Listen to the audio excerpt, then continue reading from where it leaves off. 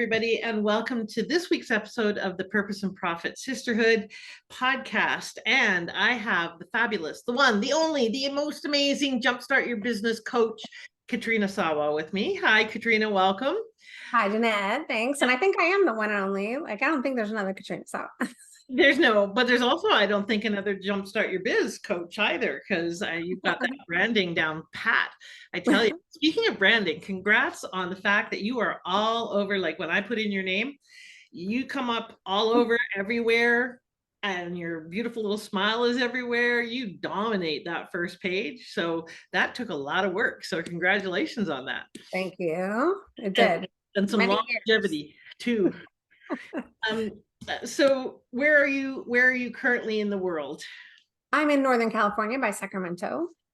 Okay. Lovely, lovely, and nice and warm there. I'm currently in Calgary, but I live that mobile lifestyle. So I'm leaving in January, but I still have a whole nother month and a bit to go. Anyways. Hold up there.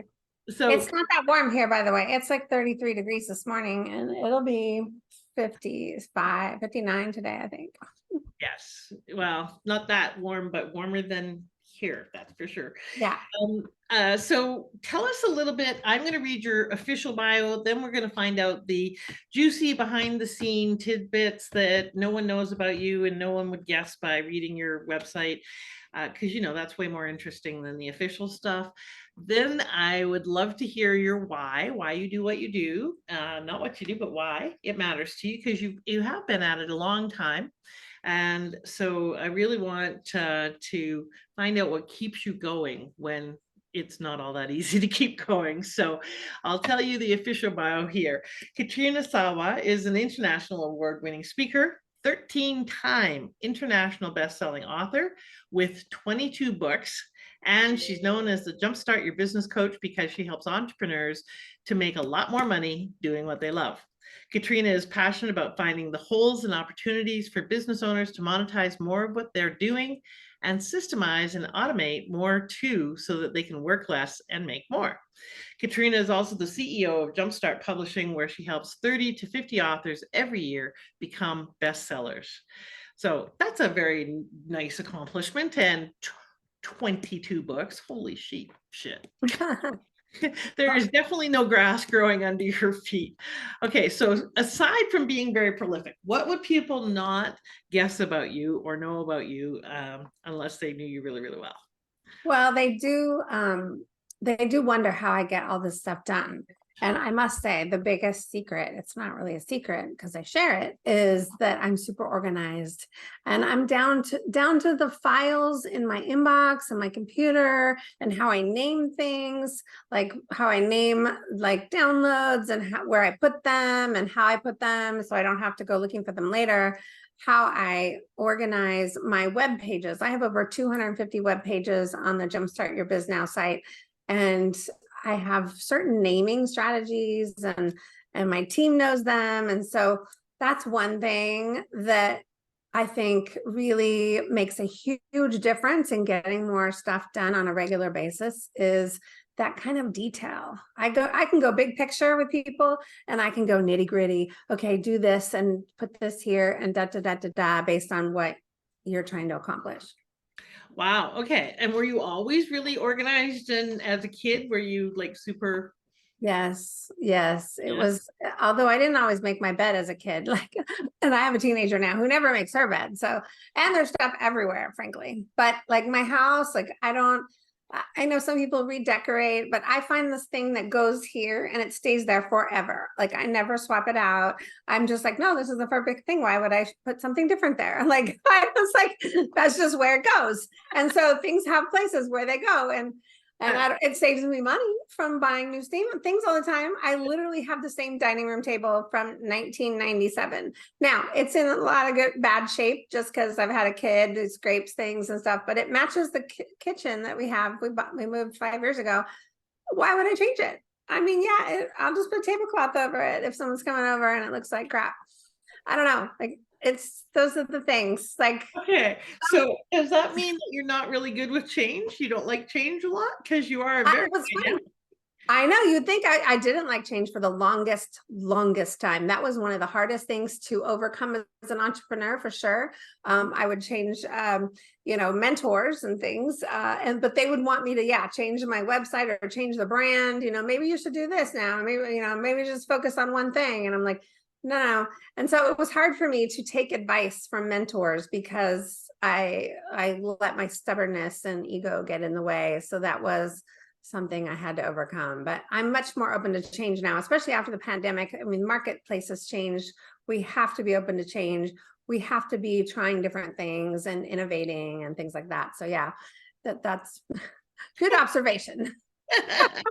Well, and that's very interesting. And on that note, because one of the things you said was a lot of your mentors would want you to pick one thing.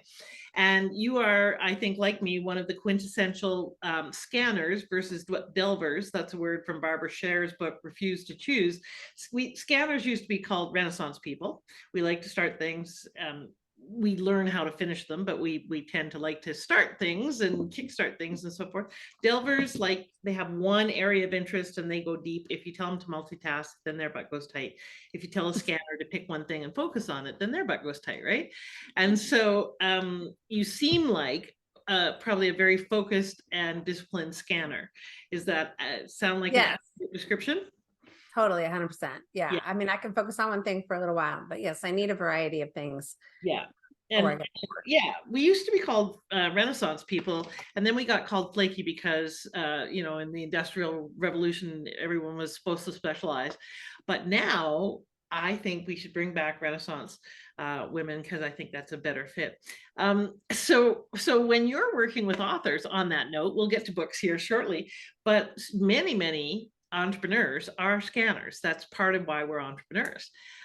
So when you've got a project like a book that takes some concerted ongoing focus, what are some of the tips that you give them to be able to get through and get done? Well, and that's when it comes to writing books, it's handy to do compilation books, because you can do a different topic in a different book, and you don't have to do, when you're ready to write your own full book and your full story and focus, then it's good to have that. But it also is good because you might have 3 to 5 different things that you teach, even if they're just little parts of the bigger picture. That's when a compilation book can be really handy to elevate yourself in those areas of discussion. For example, when it comes to authors, the first time I did a compilation book, the Jumpstart Your Blank #1, the red one, there was 26 authors, and I literally got 26 different writing styles, because I didn't know that everybody didn't know how to write like a nice article. Like I knew how to write, beginning, middle, and end. That's kind of what you do, right? So I got all this different kind of writing styles from, like, let me just tell you my timeline and my story. And they went literally like October of 2013, I did this, and da, da, da. I'm like, boring. And then, I'd get somebody that would tell a really deep story, and then I would get the humor, and then I would get just a checklist of things. And it was crazy. So I had to learn how to explain to the authors how we kind of wanted it to flow. So yeah, and put some structure and systems in there. So speaking of, like, the work you do a lot of work with entrepreneurs, helping them get going, get more clients, get seen, get heard, often using books as books and speaking. Why are you so passionate about that work? What's your why? What's your purpose? My purpose, well, there's one time I did this true purpose work with Tim Kelly, and it was a long time ago, but it came out that my true purpose was to heal the hearts of women. And I was like, well, wait, I'm a business coach. Like, what does that mean? Right. But lo and behold, I was about 6 years into my journey of being an entrepreneur. I learned the hard way about how your personal life really did affect what you were doing in your business, right? And so I started looking at my clients differently, meaning not just talking to them about business, but okay, what's going on in your personal life? And I see now that's why you're not doing these things over here. I get that now. And so now I focus a lot on the personal side and make sure we're okay over here. Or if something needs worked on, it'll help that. So in a reality, I mean, I have a lot of women clients, so I do help them actually have better relationships, have better communication with their husbands or what significant others, because it affects them growing their business and making money and being confident to go talk about themselves. So I wouldn't necessarily put myself as a relationship coach, but I really want people to be happier. So my purpose is for people to have happier lives. To me, that means lots of love in your life and money in your business. And so people that want that, that's really what I'm here for. I'm here to help people live happier lives through growing a more successful money-making business. Right. And of course, I want to do it for my family. I want to make our family have what we need and not be held back by, oh, I can't afford this and stuff like that. So yeah, exactly. Well, and I think healing the hearts of women. I mean, my mission is quite similar. I want you to get that you matter and live like you do. And the layer up from that is that then you're actually being who you want to be on the planet. You're actually stepping forward and living into your purpose and your passion. And when you're doing that, you're better for your family, for your community, for the world. And when you can profit from doing that, then you get to be one of those wealthy women who can really change the world, which I think, Gandhi said Western women will change the world. I think that's largely because we have a louder voice or more access to profile. But I really think it's wealthy women who will change the world. So this is about stepping into being effective change agents as well. So tell me a little bit about why are you so passionate about books as a vehicle for getting seen and heard? Anyone who's written 22 books obviously thinks they're worth doing. Yeah, and technically it's 18 compilation books and then 4 of my own. And really the 4 of my own are only 2 books, but I've had 2 editions and I've added to years later after they came out. So, but the 18 other books, which includes the 6 of my compilations, those I wrote like 3 or 4 chapters in, but the other ones, it was just chapters. So it wasn't that much, but why I love doing them today is the collaboration of it all. Okay. And it's something really fun to promote.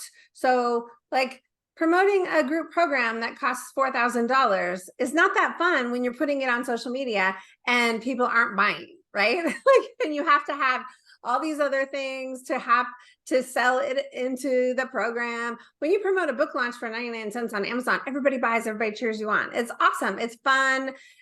So whether I'm doing it myself or not, I think it's a great thing to do at least once a year. Why not? Why wouldn't you do that?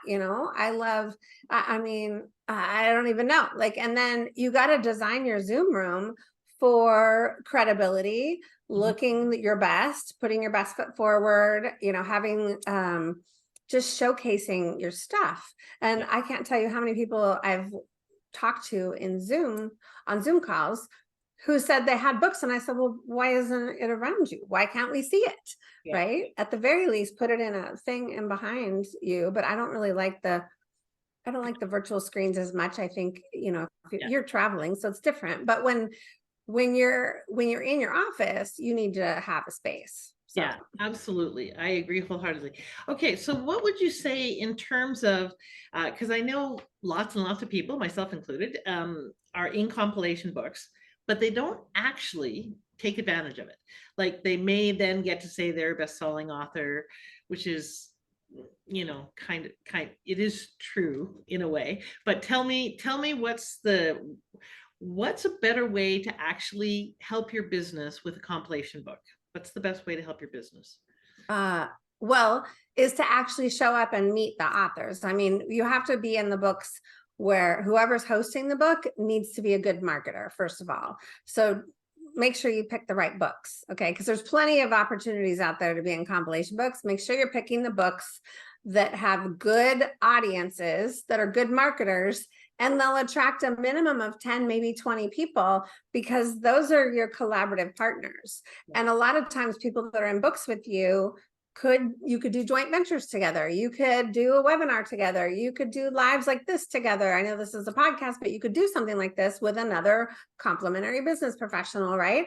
And you could share each other out to each other's audiences. You want to get in front of more people more often and in more ways.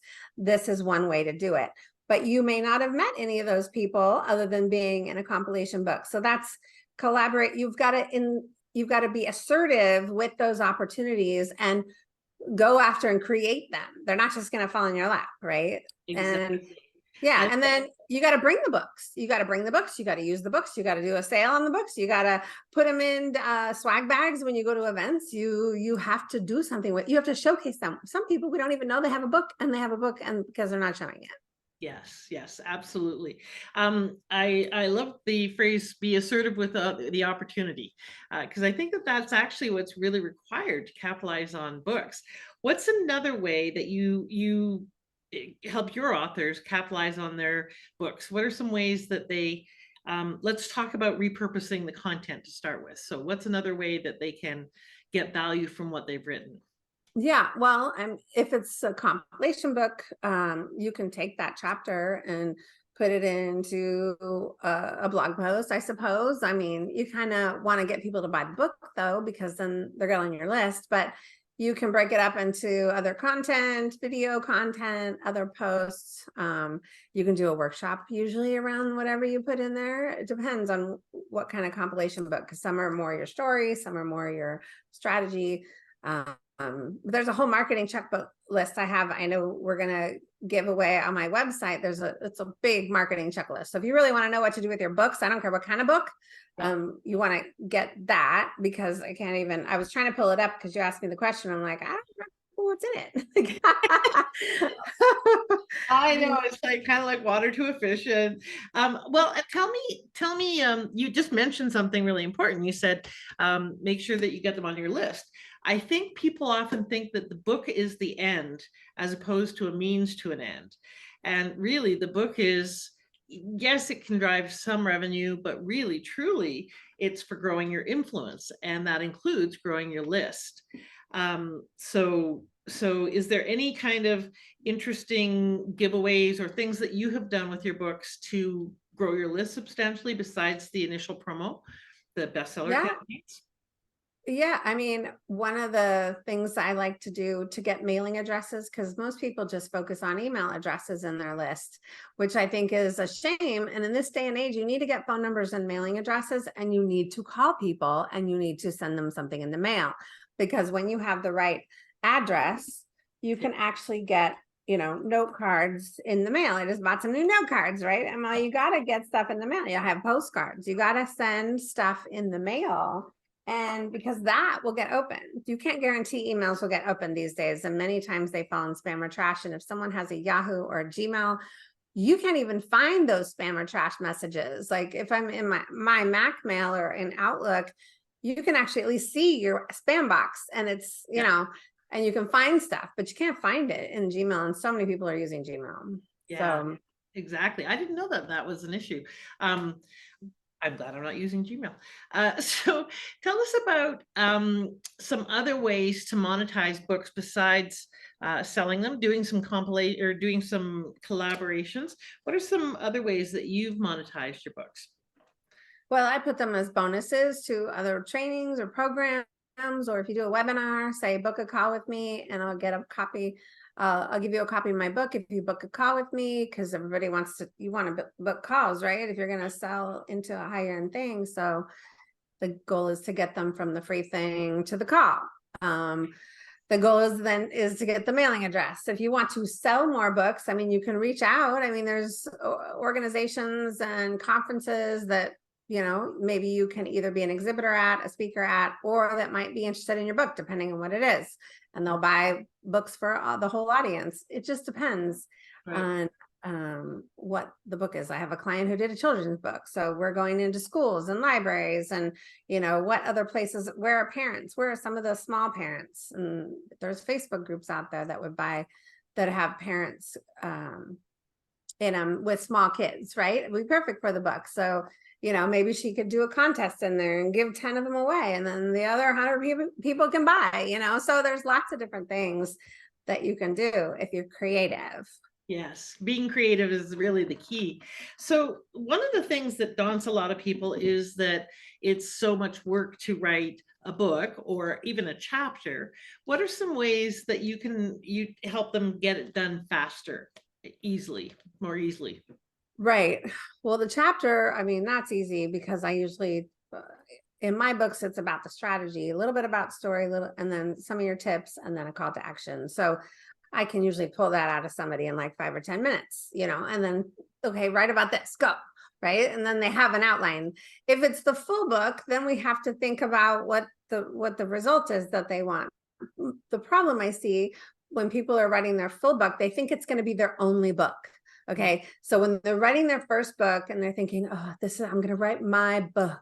Okay. And that's how I thought in the beginning too, when I wrote the Jumpstart Your Love Yourself Successful. I thought, okay, I'm going to write my book, my story, and I got to get it out. And it took me 3 years, and I kept thinking there's more. But someone said, just publish it. You can always write more. You can always write a second edition. And so I said, okay, but it didn't feel done, right? The thing is, I think you have to think of your content in segments or pieces or a series or something like that, because you have to, all of us could write, we could keep the story going for years and years and years, but we would never get it published. So you got to get one piece of content out and think. So really segmenting your ideas, I think, is a good strategy. Yeah. And it can also help you with if you've got different markets or if you sell different things or solve different problems. That's another great way to think of that. So what's another way, or what are some ways to get a book done more affordably? Because they can be very, very expensive to get done. So what are some things you would advise people who are starting out with that? I would ask around, meaning ask those of us who help people publish, right? Now, I don't necessarily have to be your quote unquote publisher. I could just show you what to do and you can self-publish, right?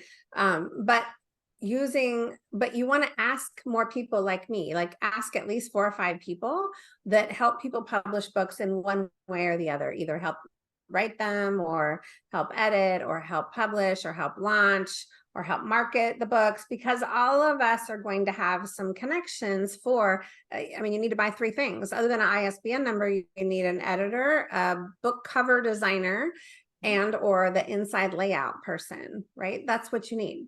And so, I mean, I can keep the cost of all of that down under $1,000 down with the vendors that I use. And most people don't have vendors that are that. I've tried them and I use them over and over and over again. And so, I don't just, okay, here's my 3 vendors, bye. I don't necessarily just do that because, but most people need at least a few calls to help streamline what they're submitting and what to do in the publishing end of it. Yeah. I don't know, but you have to ask. If you're not asking, you're not going to get. Exactly. And one of the things you mentioned there is editing. One of my frustrations with self-publishing or self-published authors is that they often skimped out on the editing and think that they know how to write. Can you tell me from your experience with publishing tons and tons and tons of authors, how important is good editing? Well, have you ever read a book, right? Like think about reading a book.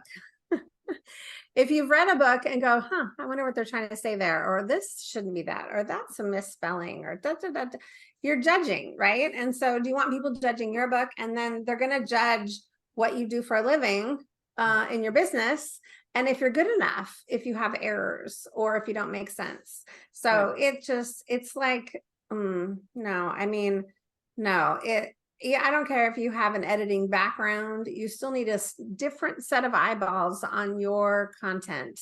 Someone who can, and not just your sister or your mom or your friend or whatever, unless they have training in actual editing, please get an actual editor.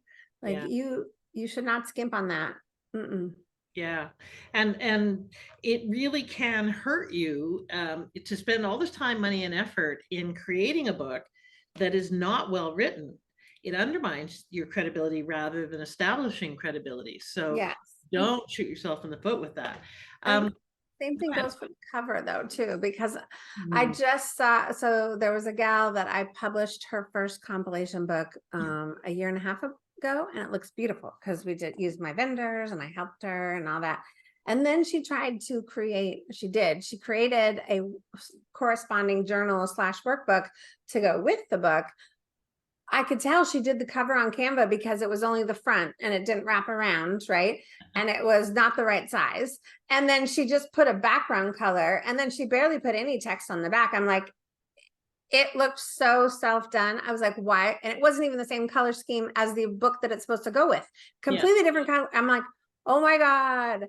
Like, why did you do that? Like, it looks horrible. You could have just spent a couple $100 and really matched it perfectly. Now you can sell it as a set.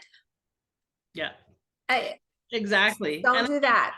yeah, even if you go to Fiverr or Upworks and find cover designers, but the other thing is your book has to jump off the shelf, literally. Yes. They need to be able to see it, right? Like Yeah. your 4 books, you can tell were professionally designed covers because they have a certain look and appeal that actually works for people psychologically. There has to be certain things that get triggered. So really important to do that.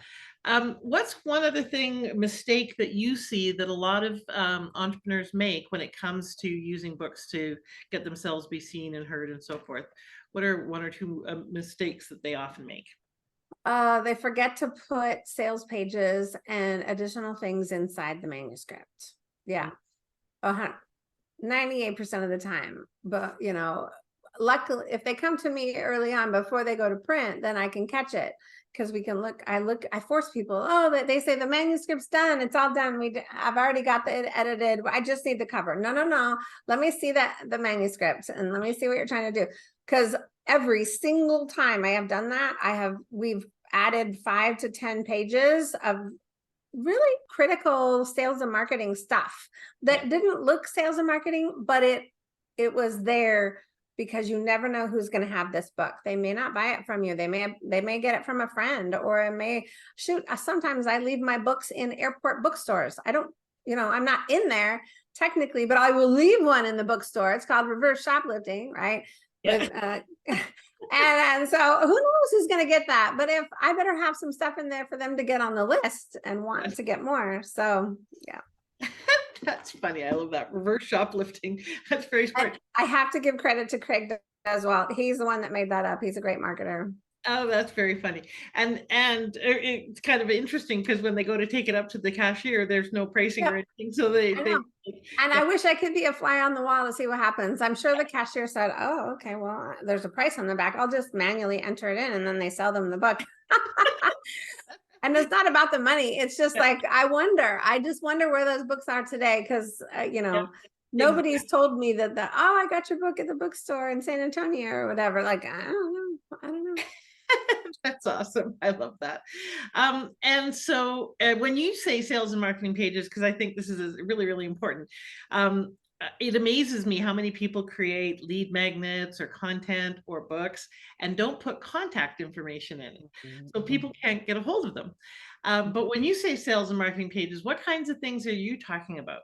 Yeah, like free stuff, like a free training, like come get my free training on my website, or buy one of my other books. Here's the bookstore URL, or, come join me over on my Facebook group, for example, or book me as a speaker. Here's the topics I speak on. I mean, a lot of different things you can put there.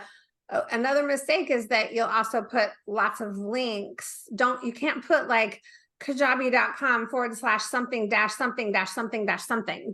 You can't do that. Don't stop doing that, the messy links. Yes. You need to buy URLs. I own about 50 different URLs. Like in one of my chapters in the Jumpstart Your Blank book, I talk about Jumpstart Your Love Life. I just wrote about jumpstarting your love life, right? So I actually bought the domain jumpstartyourlovelife.com or .net, I forget. And it goes to that free thing that from that book, from that chapter. And so that URL is in the bottom of that chapter, and it takes people to a free thing. So I can always change the forwarding on those domains. But see, I used to have a URL on my website, jumpstartyourmarketing.com, for the longest time. That was my website. So any / When I changed my website to jumpstartyourbiznow.com, those forward slash, I could forward the Jumpstart Your Marketing domain to the Jumpstart Your Biz Now domain, but I couldn't forward jumpstartyourmarketing.com // to the other. And no, people just don't know that. They don't realize. And so if there's even an inkling that you could potentially change your website domain name, then you must buy the branded URL instead of using a /. It's a teeny detail. It's one of those little details that can really, I mean, I had to redo my book because of it, because I didn't think about this in the first time. Oh, that tip alone is worth all the time in the, I'm telling you, it's it's worth at least $1,000 in redoing it all and getting it back up. And making it easy for people to remember and know where to go and find it, right? Like if it's some weird URL, they're not going to remember it. And if they hear it in an audio or they exactly as they're, passing by, yeah, they need to be able to go and find it. Speaking of finding things, tell us what you've got for, you mentioned the marketing training and checklist. So tell us a little bit about that my people can go and get. Yeah, it's on the jumpstartpublishing.net webpage, and they're both on the home page. You can get the free training, the Jumpstart Your Book sales and client base. That's a really packed video. Plus you get the book marketing checklist. That's one free gift. The second free gift is if you're still haven't published a book yet, or you're in the process of it, you want the Jumpstart Your Book Writing and Publishing video training. That's a second free gift on the website. So jumpstartpublishing.net you can get access to both of those, plus learn more about book opportunities, etc. Awesome. All right. So jumpstartpublishing.net. And we started with me commenting on the fact that you're all over, when I did a Google search on your name, you're all over the several pages and you're everywhere. So what would you say, because yes, books can help you gain some profile, and certainly your books are out there and so forth. What is the key to that success? What has made you so everywhere? Consistency and thoroughness. Is thoroughness a word? I don't know, but it is. It's I am a starter. I must admit, just like you were saying earlier, I'm a starter. Oh, I want to have a webinar. I want to have it in 2 weeks. Okay, so I'll go create the page and then I'll pass it off to my team to fix all the automation and the autoresponders in the back end, right? And create the list. And I'm like, go add the form to this page, and then I can start marketing it. And I'll market things. So I don't know. I am a starter. I think if you're not a starter and you're more of an analytical type who always wants to plan and be really prepared before you market or share anything, it's going to take a while for you to get somewhere. You want a starter on your team. You want somebody who can either push you as a mentor or a team member, or somebody who can help get the ball going and get stuff done. I think. And then consistency, I show up all the time on calls. I've got a similar message, I've changed it. I can't be in business for over 21 years and not have changed my elevator pitch. I change it all the time. So let's just be honest. Right. And but I'm very intuitive too. So I think consistency, being intuitive, always willing to learn the right things. I'm not going to learn everything because it's not on my radar to learn. Like, I don't need to learn about Pinterest because I could care less about Pinterest. I'm on a couple sites and I'll put stuff there, but I don't need to learn about every little thing that comes. I don't need to learn about every little thing. That's too much. So you got to know when to learn the thing and when to say, nope, that's a squirrel.